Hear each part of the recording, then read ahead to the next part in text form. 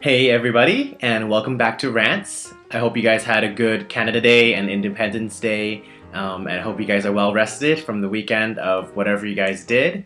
I hope the fireworks are really nice in your city. I didn't get a chance to see mine. I was playing in the playground with a bunch of friends, and that was pretty fun. But onward to our topic. Today we're going to talk about the phrase, "I can see right through you." Now, what does that mean? I think as a teacher, we all have had students say things and immediately we go, yeah, we can see right through that. And that's what I want to talk about, but it's not just as simple as that. So this will be a two-part series of I can see right through you. The first part being look at the statements that students say to us, and we as teachers not being able to immediately say exactly what is on our minds. So I hope that some of the statements that I put up will resonate with some of you, and if I've missed any, I'm kind of drawing on my own experiences of the things that I've heard students say to me. So here we go, in no particular order and no arbitrary 5 statements or 10 statements, just whatever I've written down.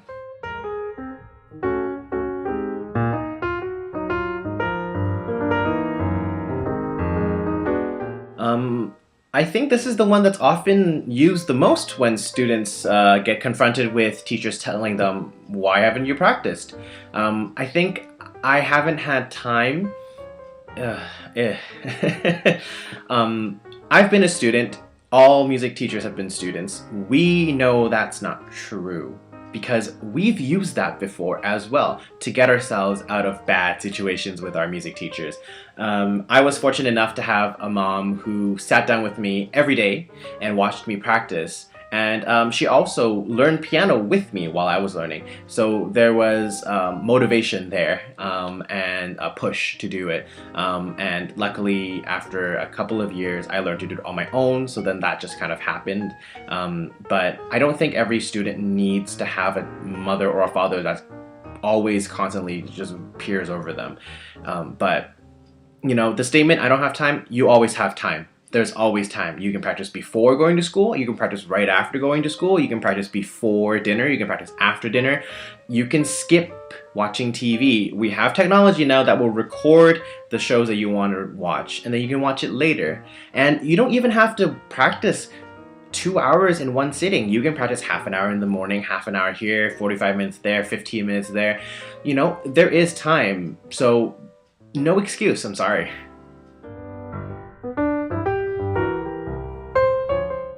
So you went on a trip on the weekend, Friday, Saturday, Sunday. So what about Monday, Tuesday, Wednesday, Thursday? There were times for you to practice then. I went on trips, but my parents made sure I found a piano to practice. Even when I was in Hong Kong and we didn't know anybody, we went to a piano store and we practiced there. That was just how it was. Do people only practice on the weekends now? Is this a thing? Do students and kids not practice their martial arts at home? Do they not practice throwing a baseball if they're in baseball club? Or is this a new phenomena now where it's just weekend practicing and weekend trying things?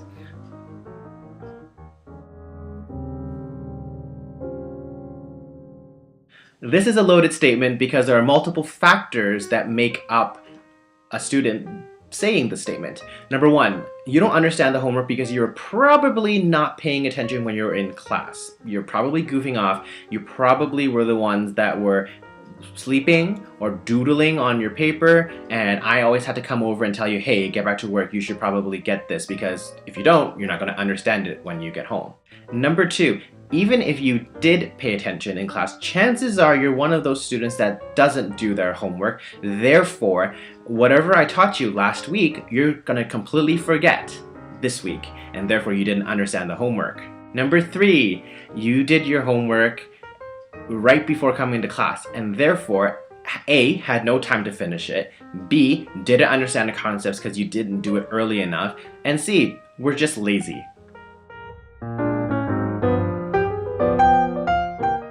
I don't know how teachers out there teach their students piano or whatever, but whenever I teach I write extensive notes in notebooks on every single thing that we've done, every bar, every note that needs to be changed, every accidental they missed. I even do asterisks and different legends of stuff, C for cadences and a little circle for octave changes and stuff that you have issues with. So my notes are pretty detailed in the notebook.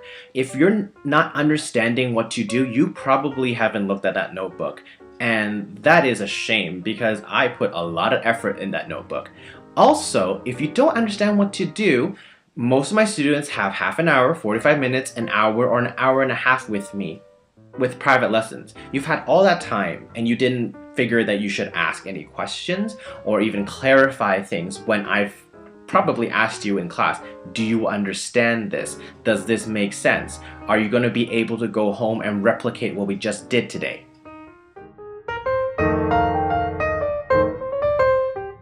Yes, we did.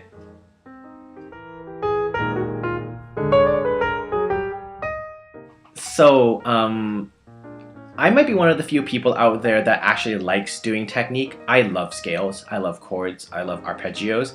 I don't practice them as often as I used to anymore, but I really enjoy them because it's one of those few things that as you go through different grade levels, sorry for the people who don't have RCM, but we have it here, where you build on it, right? You have something that you start off with grade 1, you build on it, you keep on building, and it's the same thing, but it gets more complicated, it gets more complex, you do more of them, and it feels like you're just growing and you're gaining more experience. Whereas with pieces, you learn them, you memorize them, you pass them, you move on. You never really take a piece and you just keep on evolving with it.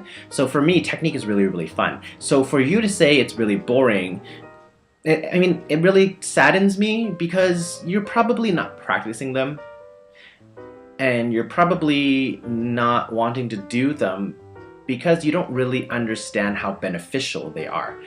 Obviously, technique isn't everything, but guess what? If you don't do your technique now, as you move on in your grade levels, you're gonna fall behind. You're not gonna be able to do all those things because guess what? The technical exercises are meant to help you strengthen your fingers, understand different types of passages like scalistic passages, arpeggiated passages, broken chords, solid chords, and alternating patterns.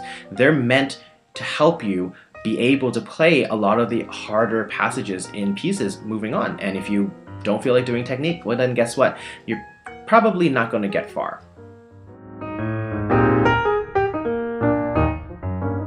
You knew you had to do all of this. I personally, in my theory classes, circle every single question that my students need to do. I underline every word and I make sure that I do the first question on each one of them before they go home. You knew you had to do this. You can't erase pen.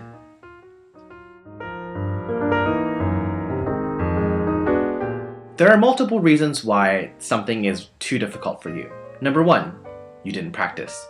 Number 2, you didn't do your homework. Number 3, you didn't pay attention in class. Number 4, you didn't ask any questions or actually was honest with me when I asked you if you needed more help or if things made sense to you. Or the last one, I'm actually pushing you to get you to the next level. I see that you're working really hard and that you can handle this. So it is difficult, but persevere because once you get on the other side of this, you're gonna see that it's really, really easy, and then I get to push you a little bit more. It's awesome, right?